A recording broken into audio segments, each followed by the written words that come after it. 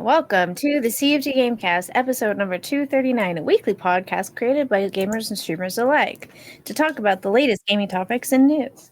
We stream a new episode on Saturdays, but changing soon, and release it on every podcast service, and we don't list any specifics every Monday. So give us a like, a follow, and don't forget to write us a review. Give us some stars. Let us know how you like it, because that helps us too. Or go to our main website, confreaksandgeeks.com, to not miss an episode.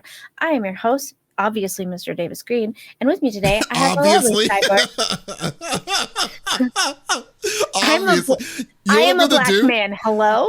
What I'm going to do is I'm going to widescreen it and then just make you say, like when you say that you're Davis Green. But no, continue. Yeah. Go on. Go for it. How dare you interrupt me? I am obviously Davis Green, a black man. And with me today, my lovely co-host. Doesn't she look fantastic? The lovely, the beautiful, the incomparable cyborg. This is Lex. How are you this week? This is Lex. It's like, man, am I like the third person here? Jesus, well, that's cool. You know what? We're letting that one roll, so I'm good. Okay. I'm good with that. So I was doing it for shits and gigs, but I'm down with it. We'll definitely do it. Well, no, I am a black man. Racist. Thanks, Smitty. Oh, that is so funny. But no, that's great. But no, that is really no. But guys, welcome to the CFG Gamecast episode number 239. Lex, what have you been up to? Great question. Not gaming, as we all know. Find out on Monday. We get updates on Monday about my hands. Well, I've been crafting. I'm done. We're doing like a reno for the house, a small little reno, updating furniture and stuff. So I built all the IKEA furnitures. It's all done. The couch is built. Now we're just looking at paint.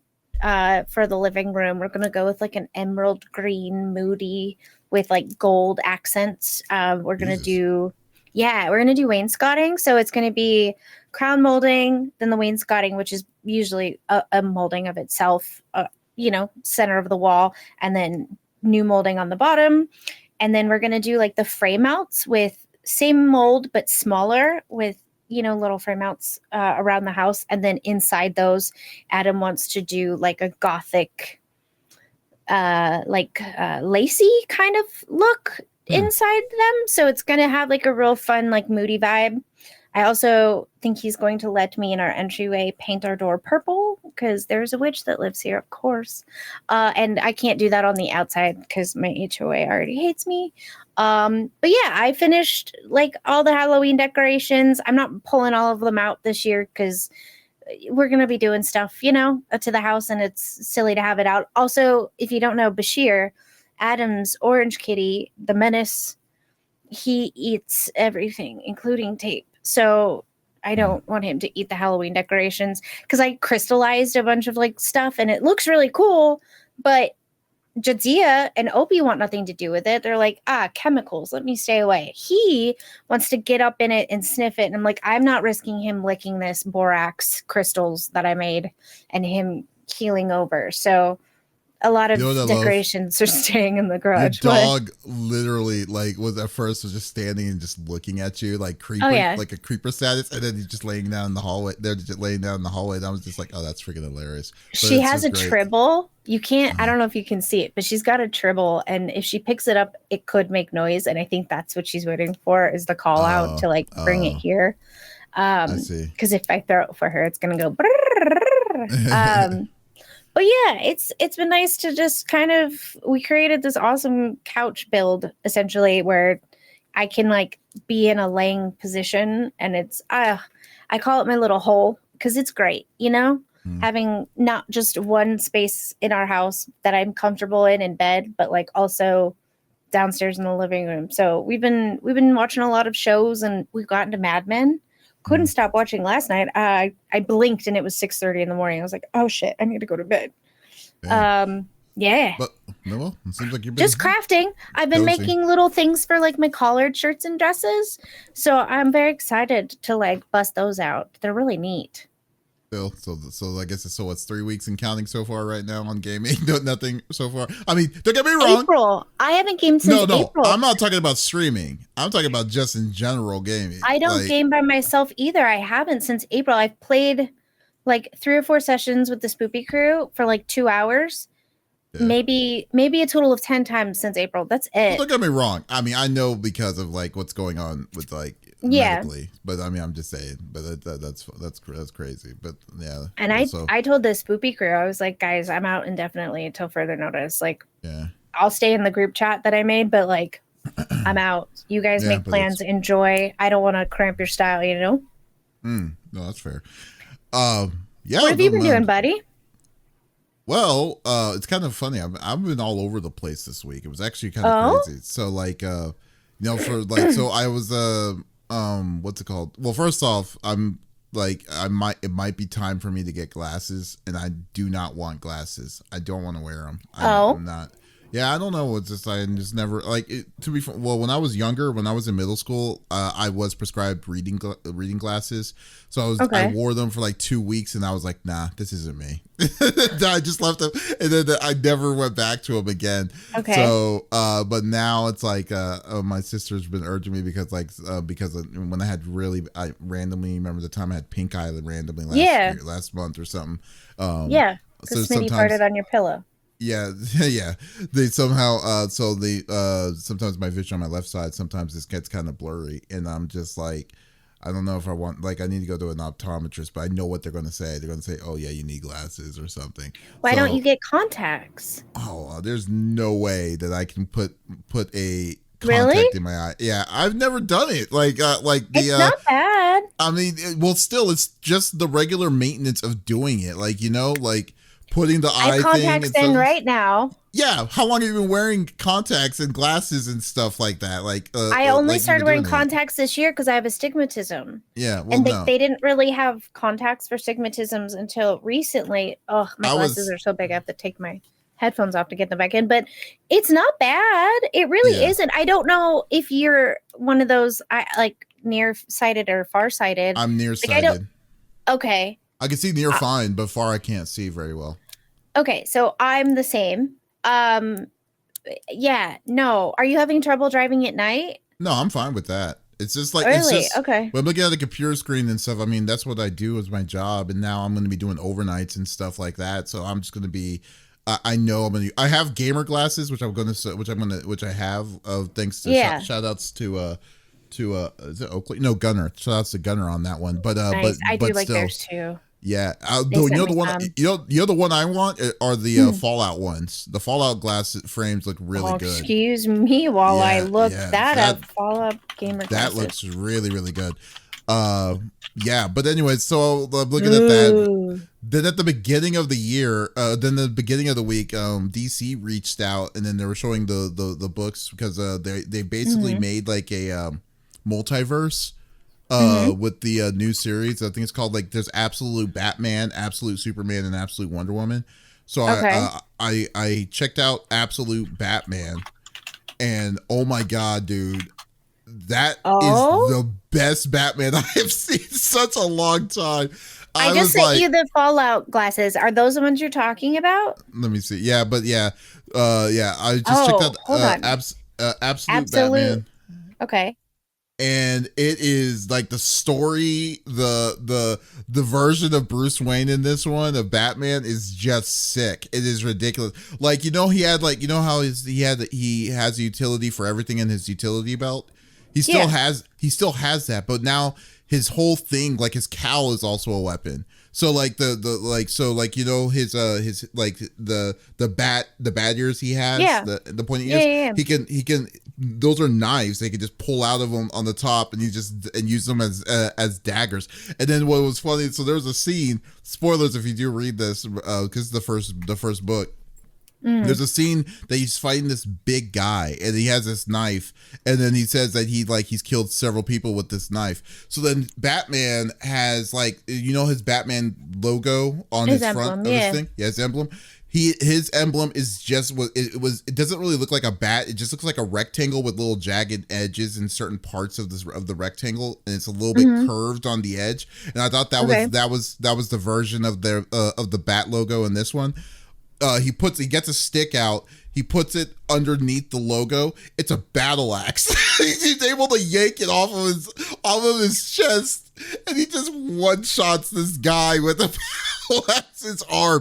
And I'm like, this is wild, bro. I was like, this is a great straight up murdering fool. He didn't kill him. He just chopped off his limb. He chopped off his hand. Just chopped off his hand. Hey, it could have been worse with the size. I'm sure. Like, if you see a picture of this guy, it's just freaking insane.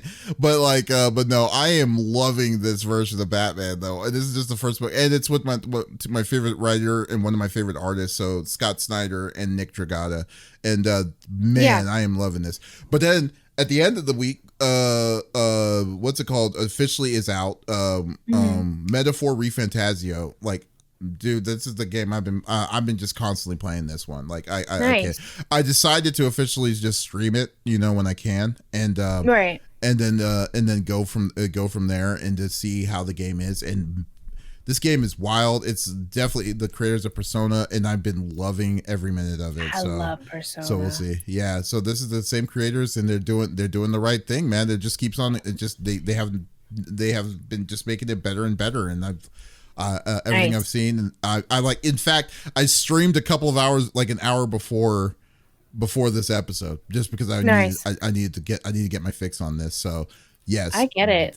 Definitely game of the year for me. Like it's definitely a contendership on game of the year for me already. I do have to make a comment. I think you would look great with glasses, but you got to do it. Like you got to make them part of the personality. Like get cool, funky ones. Just get cool. I think you can do it. It's like get cool. Oh, you mean get cool? I was like, no, just get cool. Yeah. See, those are the glasses I like. Yeah, you're right. The Gunners. They're cool. You could totally put those into prescriptions. Yeah. Well, like I said, I need to know what my prescription is. Like I said, but we'll see. Right. We'll see. I need to just get over myself and just get on. It might not be that bad, and doing contacts isn't bad either. Like they'll show you how to put them in. I do them with these giant nails. If I can do it, you can do it. I am never doing it. I am never trying to put something in my eye. I think I'm good with the glasses. If it's going to be glasses. I get it on my finger, I look down, I look up, and then I pop it in my eye, and then I squish the air bubbles out. Folks, if y'all are watching or listening to this, please comment on this. Should I get glasses or should I get contacts? Because I am not getting contacts. Get both. You could try. Or I could do option number C, which is LASIK. But I don't know if Adam is going to have to get his LASIK redone, and he's got really bad halos at night. Like, I have bad halos at night with like lights. Halos? So the headlights... Instead of headlights, they look huge. Like it blows it out, kind of like how I get with like white. And so headlights are like the size of houses, and it's like street lights. Oh yeah, that's why I asked if you're having trouble driving at night. I have that, but with my glasses on, with the contacts, I don't have that issue. Regular glasses though, it's bad. But he's gonna have to probably get his LASIK redone because his vision's getting bad. I don't know if I would recommend it. Also, if you don't like touching your eye and putting contacts in, it is terrifying having the LASIK done. Well, you're awake for it. The idea of LASIK is already terrifying as it is. But anyways, we digress. Also, I would like to point out every doctor who does LASIK wears fucking glasses. They don't have it themselves. Like that should be telling. I don't trust that shit. There you go. Well, I know y'all don't want to hear about the argument of what is better of glasses or contacts, so let's go through the normal rigmarole that we like to do each and every week. So each of us chooses a topic of discussion in the world of video games from the previous week. The topic would or could be a game itself or something that happened in the gaming industry itself. So if there is something that you wanted to chime in on whatever we discussed, by all means, just type it inside the chat. We would love to discuss it back with you and go from there as always. So let's get this party started with Lex. What are you bringing to the table? So I know we've talked about it a bunch in the last year and a half, but just as your reminder, you do not own games, you're licensing them. And Steam is finally putting that warning in when you purchase games. Why? Why now? And why not previously? Great question. Thank you for asking. So Gavin Newsom signed a law that forces digital marketplaces to make it clear to customers that when you buy, or they, being you the customer, buy media, you are only buying a license to that media. So the law itself is A as an alpha, B as in boy, 2426. So it prohibits online storefronts from using the words buy, purchase, or any other term which a reasonable person would understand to confer an unrestricted ownership interest in the digital good or alongside an option for a time-limited rental. The law won't apply to storefronts that state in plain language that you're actually just licensing the digital content and that license could expire at any time. Or to products that can be permanently downloaded, companies that violate the terms could be hit with false advertising fines. So we've talked about it. So many games that were out and popular and the number of people playing it dropped drastically in the first month. They take their games off servers, and you as the client are then can never play it again online. And again, we've had so many games in the last 2 years that have just come out, they didn't hit at the right time, and bam, they're gone. So you as a customer are kind of screwed in that regard. Well, not kind of, you are, because you purchased this item, but you don't own it. You've never owned it. But I like that the language is very plain. They have to tell you you are not buying or purchasing, you are just licensing. So finally, Steam is putting it in plain writing. Davis, I know we kind of started to get into it before the podcast started, but I know you've got a lot to say. I mean, I don't really have a lot to say. I mean, I'm just more surprised that we haven't like this hasn't been something that happened a longer time ago. Yeah. You know, like right. because like I guess the thing is that I guess we didn't have to worry about it as much what it was a long time ago because the climate of the gaming. Copies. Well, it's not even only that, because I mean, we still have physical copies. I think the biggest thing is the fact that nowadays games longevities do not last as long as what it is. And then plus like the chances of like, you know, if a game is successful or the type of games, because I really think if anything that pushed the reason why they pushed themselves to having to say this is because games as a service became the bigger entity or a big entity.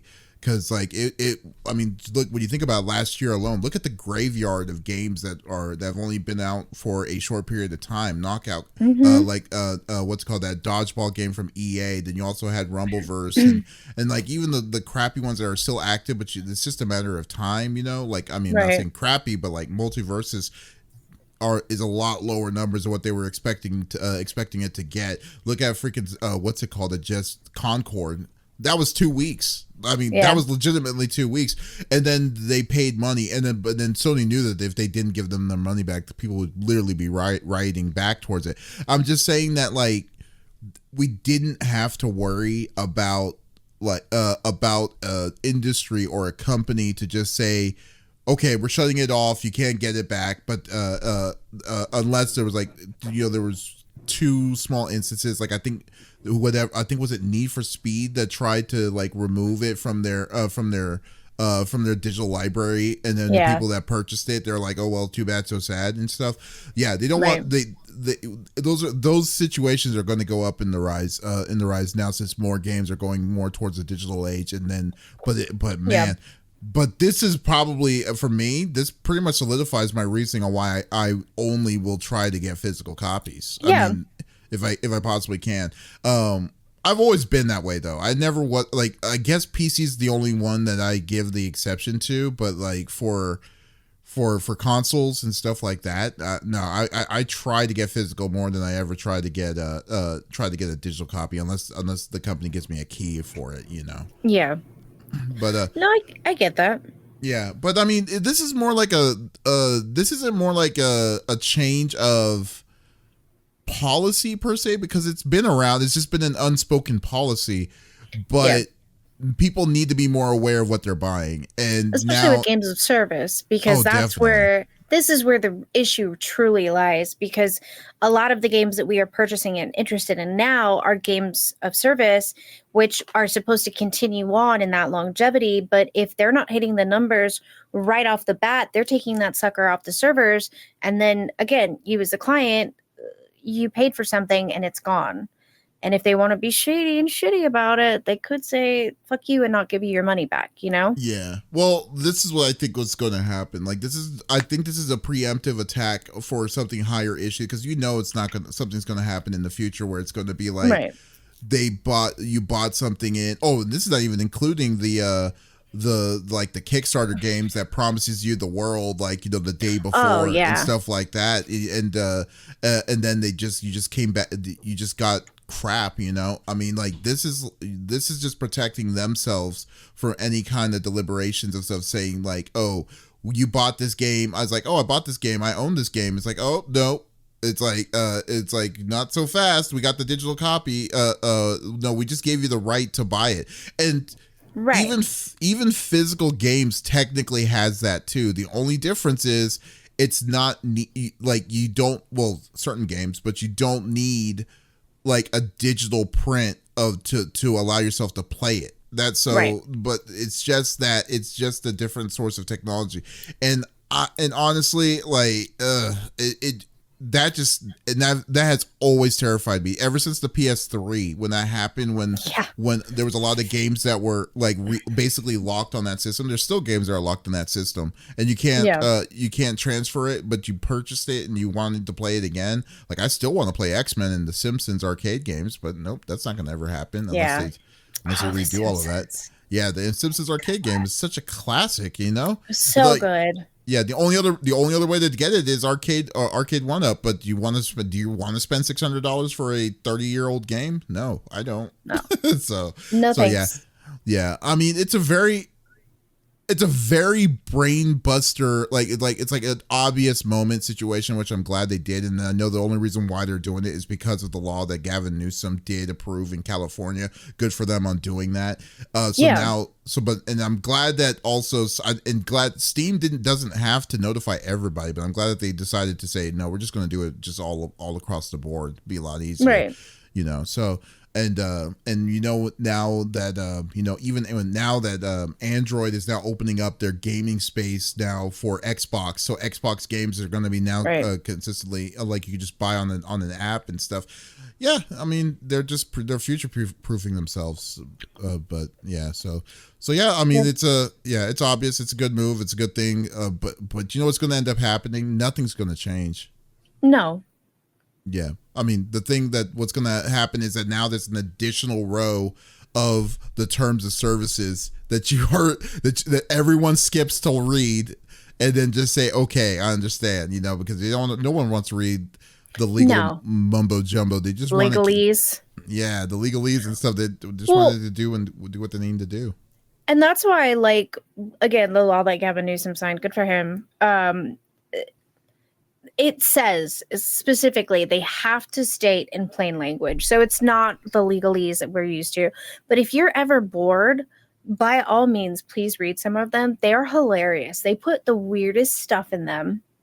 I don't know if whoever, like, technical writer is writing these out is like working on 4 different projects at once, but sometimes like weird stuff ends up getting in there, and it's kind of hilarious. It's a good toilet read if you get bored. Yeah, really? Yeah, okay. Yes.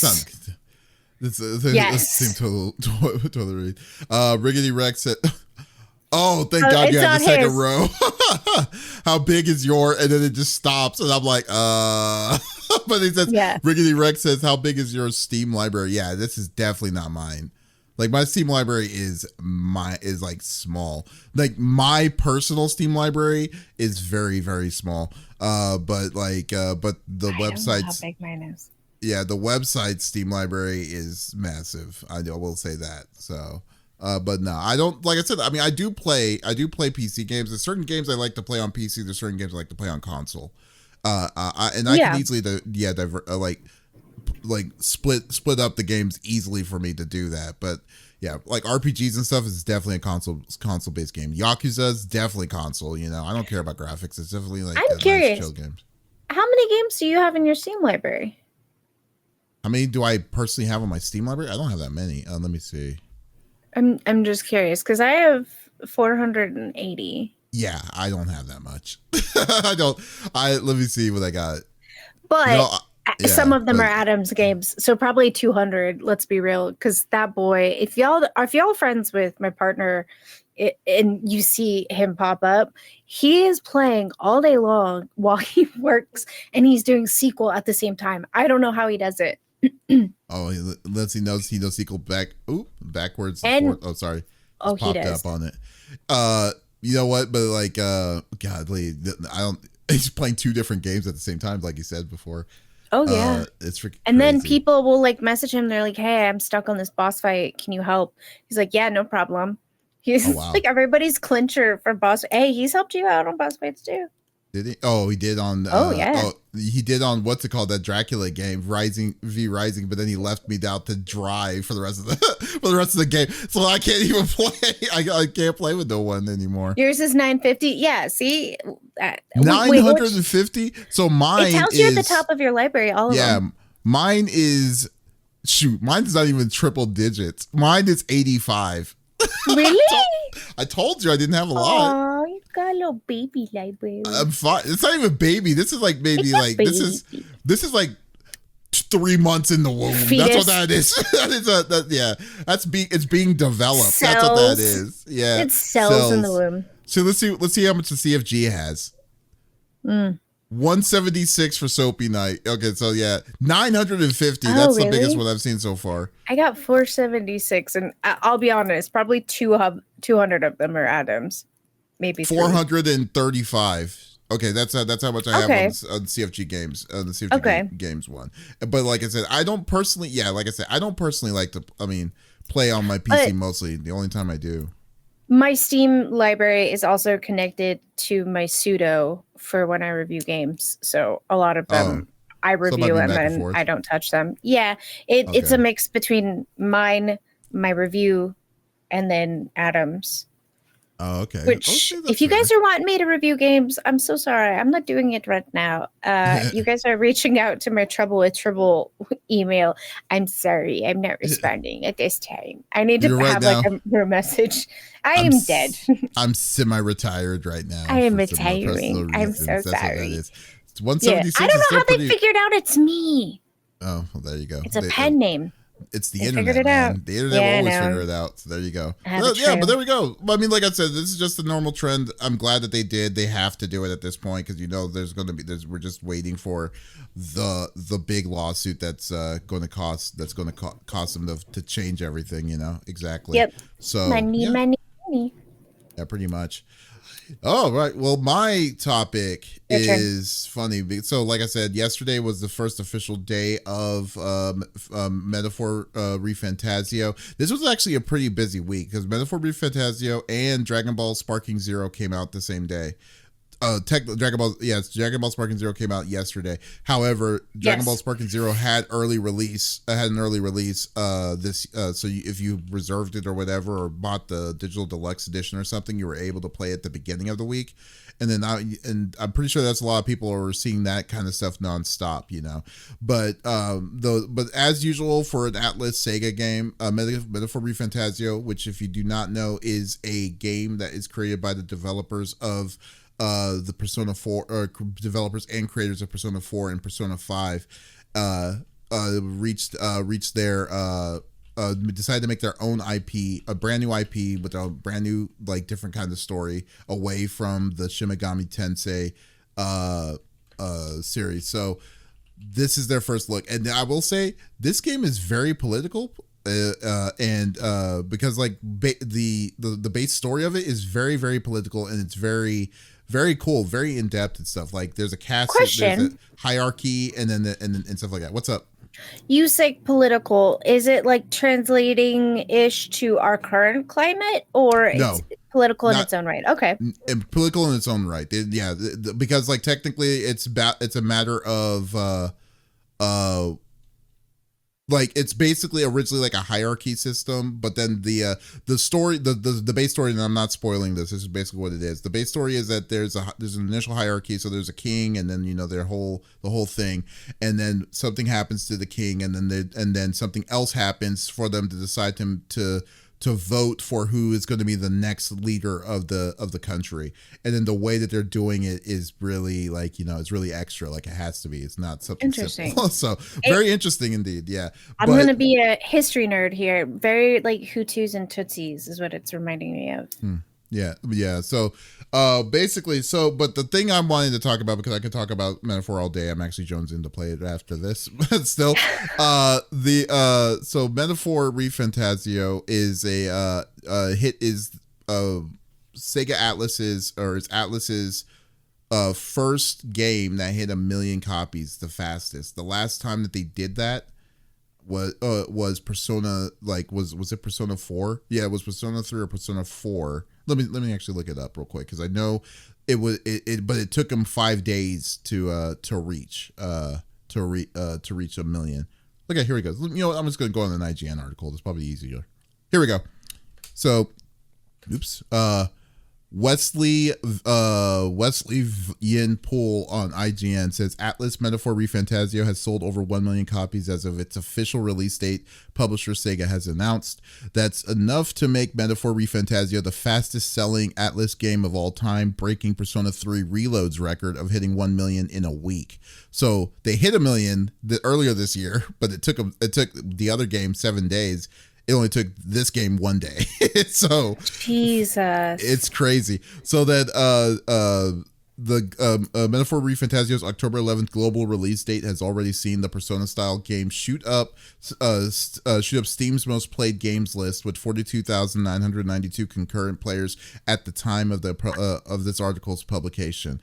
That figure will no doubt rise that will head into the weekend, and fans will get it in the regions to get a chance to play. The game's also launched on PlayStation. Oh, I didn't know it was launched on PS4 as well, but PS4, PS5, Xbox Series X and S. Nice. But neither Sony or Microsoft makes player numbers publicly available, which should be a crime, but still silly. But yeah. But anyways, so there you go. Yeah, Persona 3 Reload. Nice. Thank you, Iceman Prime. Yeah, so they are crushing it. This is only day 2, mind you. Keep this in mind. So, like, I mean, the only way you can go is going to be up, But this kind of leads me to 2 different kinds of things here, and it's funny. I just mentioned this earlier with my other friends that you don't need to reinvent the wheel when it comes to RPGs, in my opinion, because agreed. This is a turn-based RPG, and I have always felt that, like, big companies like Square Enix decided to wanting to pivot and pivot away from turn-based, and then just dump ridiculous amounts of money on the big IPs that they know is going to sell, like Final Fantasy. Final Fantasy has not been a turn-based game since Final Fantasy X. Since Final Fantasy X, and they put in a ridiculous amount of money. And even though as awesome as Final Fantasy 16 was, it was not in the eyes of Square Enix, it is not successful because of the amount of money, the amount of time, and the amount of everything that they did just to get what they got out of it. So. Yeah. And it's the same way for Final Fantasy VII Rebirth. Rebirth is a great game. It's an incredible game, but once again, they can't because they didn't reach the expectations of what they wanted. And they were substantially low. But when you see Atlas release like Persona 3, that's a remake of a game that came out 13 years ago, and they still get the numbers that they're needing to get to be considered to be successful, and it's nowhere near the amount of number of copies that Final Fantasy has gotten. I'm just saying that, like, they may just need to kind of may look at what they're doing to make it right, because I don't know. It's just like, it's awesome to hear that to see the success of this game already. Call this game a success after 24 hours of it being released, So like that's fantastic. Yeah, so like, but I just find it very. I mean, congratulations to Sega Atlas or Atlas Sega or whatever, and but so far, the game changed my mind. I will say, because like when I tried the prologue out, I was like, this game is more Shin Megami Tensei. Well, yeah.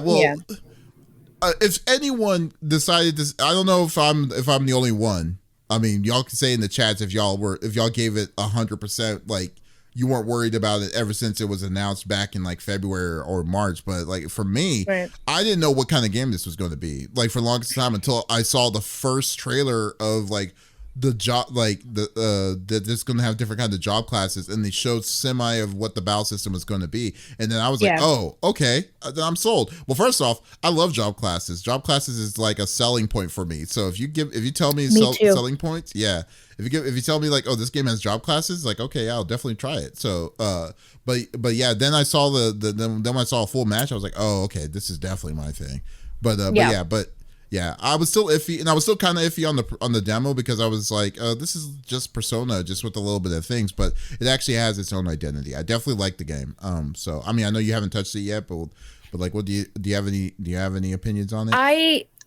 Okay, I have not been, even on my TikTok feed, I haven't been really getting anything as far as games on my, like, when you go on TikTok, you can go to your following, you can just do the For You, and you scroll through.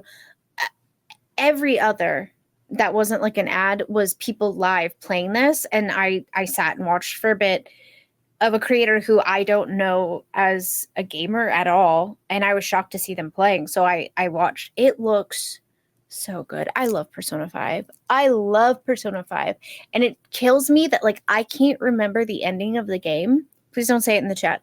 But I keep saying I want to go back and play it, and I've had a few sick days in bed where I have gone back and played it, and I'm like, oh, I remember this part. What happened at the end? Why can't I remember? It's driving me up a wall. This looks like the turn base obviously has similar looks and style to Persona 5.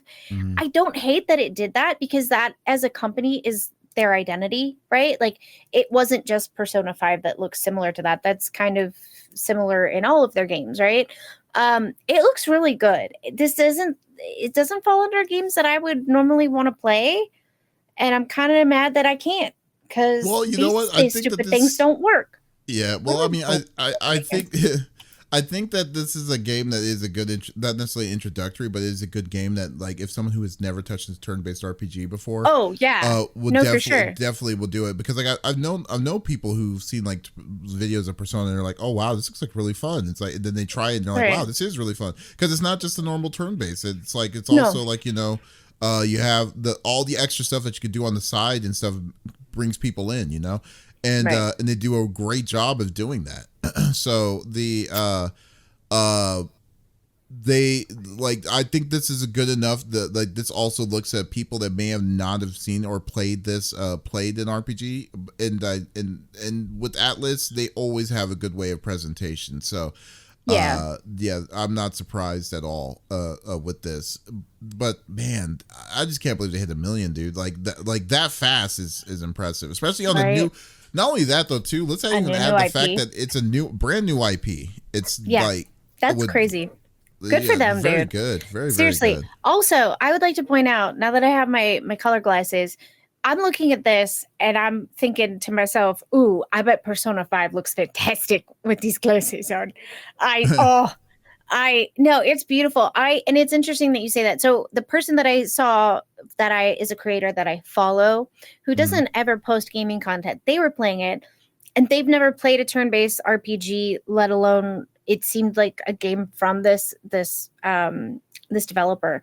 So they were asking questions from the chat, and chat was, answering.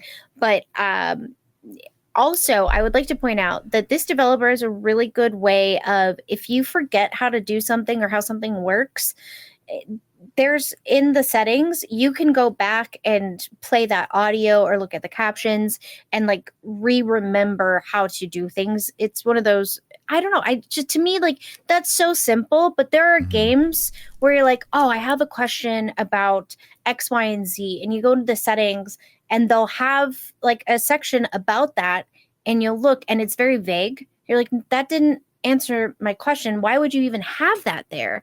I have no idea what you're talking about. I'm sorry, okay. You've lost me, but I mean, like, are you talking about the game, or are you talking about like? Yeah. So, okay, in turn-based RPGs, as you're playing, right, like the first chapter, it explains how things work to you, right? Like, okay, Tutorials. your character classes, right? But as you're playing, things get a little more complicated. People, people in your group get new abilities, this, that, and the other, right? And then you have a question that was answered in the tutorial, at least the beginning phase. And so you go back thinking like, oh, they explained it in the tutorial, but they probably added on to it at this point because now it's more in depth. And a lot of games don't answer those questions. So you're kind of like, well, I guess I'll find out at some point. Well, I mean, but I guess it just depends on the kind of gamer that you like to be, but like at the same time, like right. if it's not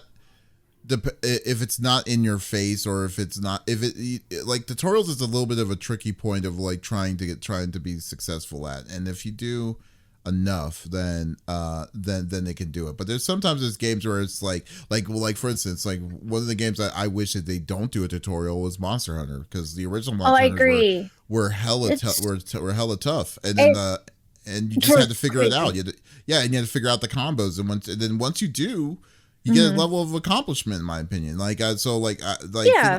It just depends on what it is, So that's where I'm kind of standing. What I'm trying to say is this developer does a really good job of, you put the controller down, life gets busy, it's been a week, you pick it up, you're like, chapter 1 was the tutorial, now I'm on chapter 36.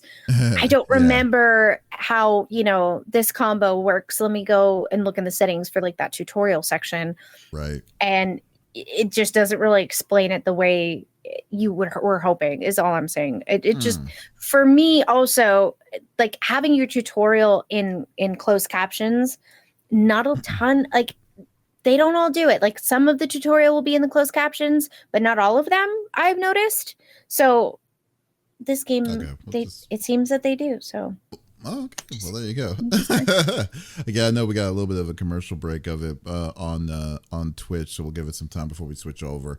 But I will say it's but like, no, this is your game of the year. I feel it. Well, right now, this is definitely my game, one of the games of the year.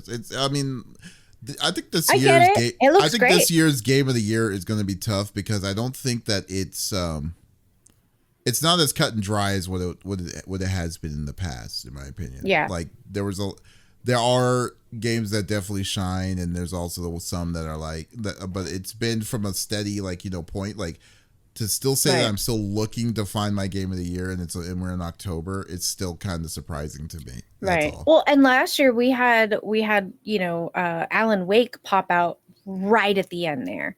And immediately people were like, yep, Alan Wake, I knew it would be my game of the year, which is what I said. Yeah. And there was a contention of like, can it even qualify for it? Because it came out and like... It wasn't even contention. It was just me. I was like, what? It's only been out for 2 weeks. It's like, hey, That's all. Yeah. So I'll admit, I will definitely admit to that. You know. So I mean, I've never played an Alan Wake game, and I should, because I loved Control. Control was a great game. So like I played Control, and I thought I just watched JTZ play it, and like that was my memory of it. No, I played it. I beat it. Don't remember. Oh yeah. Oh, that's funny. But I looked back at the video footage. I was like, that's not me. That's a different person. I have been cloned. The game is glitched. It was so glitchy though. I do remember that, but it holds up though. The graphical wise, it was very nice. All right, Lex, what is your topic? Yeah. Nothing. No, I'm just kidding. It's actually a horror movie that I have not seen. So which is maybe surprising. I know. And I asked Adam if we could watch it tonight, and his response was, yeah, sure. And he did say that he has seen Clowns from Outer Space, but it was a long time ago. I was like, okay, cool. Me too. But this one is on our list to watch. Terrifier. Have you guys seen it? It was a 2016 movie. There is a third one that just came out this year. There is obviously Terrifier, Terrifier 2, and Terrifier 3. It is about a clown. His name is Art. If you have been on TikTok or Instagram, you have seen, I believe, we are not mistaken, it is the actual actor from the movie going to Halloween stores and terrifying people, and it is hilarious. So well, first off, I saw a Facebook video of that or something randomly, and I was like, oh, okay, so it's just the guy doing a prank because it's Halloween, and you don't know, like, but you said that that's the real person that made the movie. Like, I think so. Oh my god, it's so I think random. It's an actual actor. Yeah, so so random. It might be like a publicity stunt for people to, because you were saying that you can rent the third one, but it is in theaters. So yeah, he's going around. What is the Halloween store called? You said it earlier. Now I can't remember. Thank you, Spirit Halloween, and standing alongside those animatronics, you know, in a fixed position with the flower glasses on, and then people will walk by and he'll reach out or say something like they're talking to whoever's next to them, like, "Oh, this looks really good." And he's like, "That's it, down." You're like, "Oh God!" And then he screams too. It's hysterical. But if we can't show the video footage, we've had a little bit of a back and forth. I said we probably could. He's like, I don't know if we want to risk it. It's too gory, dude. Like, yeah. It's not even like it's not like Mortal Kombat, dude. They censor Mortal Kombat gore and stuff, so like, I don't want to mess with it. But it is yeah. But they are doing a beat 'em up version. I think I could do you know what? I'll do the second half of the video because the first half is pretty. It's pretty. Yeah. Let's see if I can do that. I agree. Okay. So art. It's the Artcade game. So it's retro-inspired pixel art beat 'em up based on Art the Clown's world from the Terrifier horror movies. In fact, you play as Art in this 4-player local co-op brawler with a chiptune soundtrack. Soundtrack was great. I mean, I don't know. It seemed like you also agreed with that, but the soundtrack is fantastic. I've never seen it. Really? I thought you were listening to it before. I was like, oh, the music's so good. I've never heard anything about Terrifier until you told me about it. I said I knew of it. I thought you heard the in the video. I thought you were listening to it. Okay, my bad. Yeah, it's really good. But it's very Scott Pilgrim-esque looking. Even the intro part. But it's very old school. Sega Genesis era graphics, 6 different modes, and over-the-top violence. The developers describe the actions as such. With you playing as Art, who disrupts movie sets where films about his own gruesome acts are being shot, instead of letting the cameras capture the staged terror, Art brings his own brand of real chaos, tearing through hordes of policemen, firewomen, camera operators, stunt performers, makeup artists, and even unsuspecting civilians. It looks so good. It's cute too. Love it. But it gives me Scott Pilgrim Saves the World as like the intro does. We can't show it. But yeah, it looks good. I'm gonna watch Terrifier the Clown. I know the character. Well, but you clearly need to watch it. You are. Yeah. This game will speaks to you, like what you like. Like this is what you do. This is the stuff that you like to do. And Scott Pilgrim, but still, you're you're the horror person in our little group here. I mean, hello. I'm just saying. I'm just like, this is not surprising at all that you would be interested in it. Which oh, by the way, yeah. So, but no, I mean, well, first off, clowns. So that's a definite no for me. So like, I'm good. I'm definitely good without not seeing a clown again for the rest of my life. But yeah, clowns is really? definitely a no for me. I can't. Okay. And what's it called? But then the fact that, I mean, I guess the only reason why I would play it is because it's a beat 'em up. I don't care about everything else. The beat 'em up is fine and stuff. Terrifier, a movie, I don't think I'll ever watch, but I've been hearing hype about it for a while. I have been hearing things about saying of people saying, oh, this is like this is probably this decade's generation of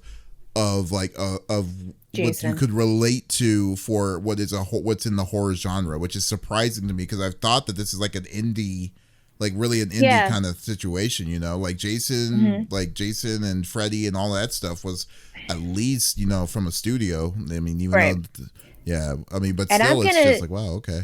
Oh, you know what I did watch? Oh, what? I did watch just randomly because I didn't know that what I was watching. I watched the first Smile. Never watched that. Oh, I want to see the second one so bad. I never watched it. Was that good. Was like, and that was just like, this is crazy. Like, it's not like it's not. I mean, it is scary. Yeah. Like jump scares, but it's not. But it's like in the mind becoming crazy. Because of the deal, and there's nothing you can do about it. That's the sad part about it. Yeah, it's like, oh, okay, man. But no, Smile was a good one, I will say. It's one of those that gives you that icky feeling in your stomach as you're watching it, almost like body gore does for me at least. But yeah, no, I watched Smile not knowing what it was either because I want to say it popped up on my HBO or something last year, And I was watching it while Adam was trying to take a nap, and he woke up during a couple scenes. He was like, absolutely not. You need to watch this downstairs. I was like, no, I'm going to keep watching this. Oh, in your bed? Oh, yeah, that's crazy. Yeah. That would be crazy Yeah. for him. Definitely. He goes to sleep and I put on some crazy shit because he doesn't want to watch it. So, but no, Smile's really good if you haven't watched it. Yeah, I don't know. I think you're right. I think Terrifier is going to be this season's slasher generation. Like, he's the slasher for this generation, Mm-hmm. That's exactly what it is. Yeah, and I like the character. He seems to have a lot of personality, which is always a must, Mm-hmm. I mean, obviously, I'm a Skeet Ulrich girly, and Scream is my favorite. And I'm going to say an unpopular opinion. Do not give me a Freddy Krueger game. I don't like Freddy Krueger movies. You know what? There's only two out of the whole series that I enjoyed. Probably the first the first or the second, the one without Johnny Depp. I don't like the first one. Okay, I don't know. There's too much sex. I was like, girl, put a top on. You're on the ceiling. What are you doing? Hello? Oh yeah. My God. There's a lot of sex on the ceiling. That's weird. Yeah, like the guy goes to the restroom after they've had giggity. So was it just her underwear? It had to have been a dream, right? Like they're in their dream. Yes, right? And no. Spoiler. He wakes. Okay. Spoiler. This movie came out like in 1980 something. We're good. She's kind of. I think maybe she nods off, but Freddy is able to then come into their world, and he is just slashing and gnashing her up on the ceiling. Like, he runs her up the wall, and she's just in her tiny little white undies, like, Ooh. And the whole time I was like, this is bullshit. Yeah. He can hear her. You cannot tell me. No. It just, hi, Rev. Do I? I don't. Oh, that's funny. Oh, thank you. But yeah, I'm not a Freddy Krueger girly. Unpopular opinion, maybe. I don't know. I thought it was overrated. I love Johnny Depp. I love him in the movie. That's kind of it. Oh, okay, well, fair enough. And I don't remember which ones he's in, so don't ask me. I tried to do like a watch-a-thon one weekend last year, and I was like, this sucks. You don't want to do that to yourself. But anyways. I just wanted to get through it and say I watched them all, and here's my opinion on it, Because people are like, if you haven't seen it, Mal, you can't have an opinion. I was like, then I'll watch them. You can have an opinion about it. I mean, those are B movies. That was the start in the middle of B movies. They weren't supposed to be like village masterpieces at all. So there you go. But anyways, okay, well there you go. So Terrifier, the game that I guess was now on the small radar. Okay, it comes out whenever. I don't think they have an official release date yet. I didn't see one either. But the gameplay looks adorable. I would love to play it. And if you're like, adorable, shut up. You don't know me. It looks cute. Nice. All right. Well, finally, my last topic here is actually something very interesting and very odd. So Nintendo's been making some weird moves, and besides the fact that there was a playtest that happened that they officially announced about 2 or 3 days ago, and then they're just telling you what the the requirements of the playtest, but they don't tell you what it is that you're testing until I believe in the middle of the month. I think it's either the 20th or so of October. They just needed to register to get in or not. And I know Will and Vin got in. So we're seeing, I guess to be held on this. But the one that just got me like, what the heck is Nintendo? Like, what is this Nintendo? And who is this for? Nintendo made an alarm clock. Like, just a random clock. And they called the clock Alarmo. And what it is, and they announced this clock on YouTube on Wednesday, and then they spent 5 minutes talking about the clock. And I was thinking to myself, Nintendo, one of the biggest gaming developers and gaming companies in the world, like literally just says, okay, we're gonna make a digital clock in this day and age.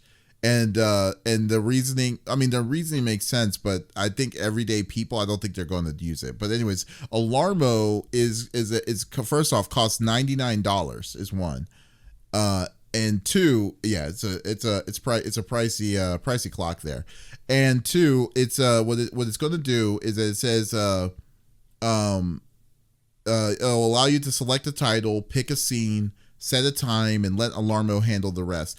In the morning, you'll experience immersive sound and music from the scenes you picked, followed by a game element arriving to help you wake up. And some of those scenes can be Mario, like taking coins, or giving you the victory sound and stuff like that, or being the Legend of Zelda theme and stuff, and other things. And what's cool about this clock apparently is that it's censored. So if you move up or whatever, it will sense you if you're awake or not, or if you're laying down, if you're still in a lay down state and stuff. It will know that you haven't moved.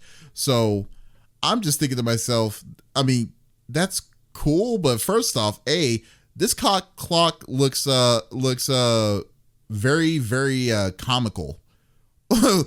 Like children, like can you imagine like an adult inside a nice, like in a room and stuff like that, with a clock that's that red and with this weird button at the very top of it and stuff, right? Like, it just doesn't make any sense to me. It's clearly not meant for I guess it's going to be collectors, but then again, but I'm just like, no, I'm good. It's definitely not for me. But what do you think about what Nintendo's doing here? Okay, so I went to Reddit because Reddit usually has all the answers for me. And people are like, my first night with Alarmo. Here are my impressions. Someone actually has it? It's not out yet. Yeah. That 3 days ago, somebody claims that they have an Alarmo. Because that guy's a liar. Because it's available for pre-purchase. It's not coming in until February of 2025. So this is what it says. So I bit the bullet yesterday and went to the Nintendo New York store after my work shift to go pick up the Alarmo. I was pretty charmed by the little thing in the trailer, and I didn't mind adding it to my list of goofy tech things that I've purchased with my disposable discretionary income. I have a whole Twitter thread with the moment-to-moment impressions, but for this thread, I'll be lifting just the details of the first night specifically. And people in the comments are like, how do you have it? I thought it wasn't out yet.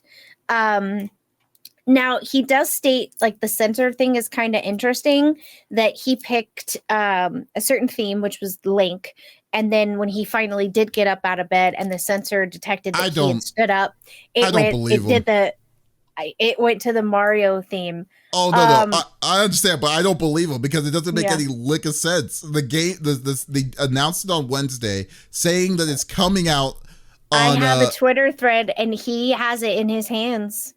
You show me that link, because I'm not saying I don't believe you, but I'm just saying that, like, to say that they did it. There you go. What is this? Click on it. Yeah, no, he's got it. How is it he get? Like, okay, let's see. He went to the New York Nintendo store. I guess they have it. It's not out. It's like you can only pre-register it. This is mine now? What? This doesn't make any sense. Is this Japanese? Is what Japanese? Wait, this is inside the case. How did he pick it up? What? I'm telling you, he got it. And he's showing lots of videos. That is so odd. Okay, that is so odd. See, I'm telling you, Reddit is my savior sometimes. But he goes like through the like points, but he says it's really cute that when you do finally stand up, if you do let the alarm play out for about 20 minutes, LED on the button dial turns from the light Korok green to a Guardian laser red and plays a scene where Link is in the middle of a full-on intense Guardian battle, laser sounds and all. By that point in time, when you do actually get out of bed and the sensor detects that you're clearly out of there, it plays the victory theme when you take down a Guardian. Yeah, so TLDR, $100 Nintendo alarm clock wakes you up with select Nintendo sounds. It's kind of silly, but if you're looking for a super efficient alarm or whatever, you probably weren't going to care too much for this thing. If you want to get it, that's largely up to you to decide with your adult money. So yeah, it looks really cute. Like, his thread is if you're interested, I just posted it in the Twitch chat. I mean, he goes into detail. He shows himself setting it up, like, minute by minute. He's going through the whole shebang. So if you're interested, it looks pretty cute. Would I get it for myself? No. Would I maybe get it for Adam because his alarm does wake me up? Yes. If the kittens get to the point where they don't wake him up in the morning, this might be on his Christmas list in his stocking. $100 though. I mean, that's just like, it's pretty steep. I don't know, for an alarm clock, I don't know. That's just me. Snake Eyes says maybe a limited trial release. Maybe. Like, what? Okay. But I mean, dang, that's crazy. Yeah. People bought it too. But you know what? I'm not even going to say that it's going to fail, because it's not. Because every time Nintendo also available to all visitors to the Nintendo New York stores while supplies last. Available today. It says at the end. Oh, there you go. Okay. That's why. Yep. There you go. Wow. Okay. I That's read.